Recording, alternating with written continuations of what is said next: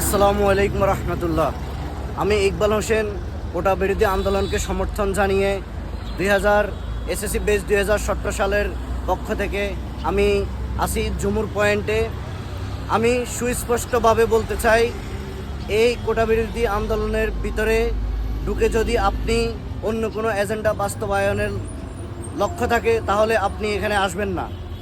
আর যারা এই আন্দোলনে আজকে অংশগ্রহণ করবেন তাদেরকে আমি বলতে চাই, যদি এই আন্দোলনের সময় আপনাদের কোনো সমস্যা হয়, আপনাদের কোনো ঔষধের প্রয়োজন হয়, অবশ্যই আমার দোকানে আসবেন।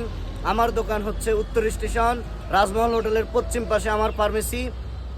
আপনাদের জন্য বিনা পয়সায় আমি যতটুকু করব, যতটুকু সামর্থ্য আছে আমি ততটুকু করার চেষ্টা করব। যে কোনো ওষুধ প্রয়োজন হলে অবশ্যই আমার সাথে যোগাযোগ করবেন, আমার ফার্মেসিতে আসবেন।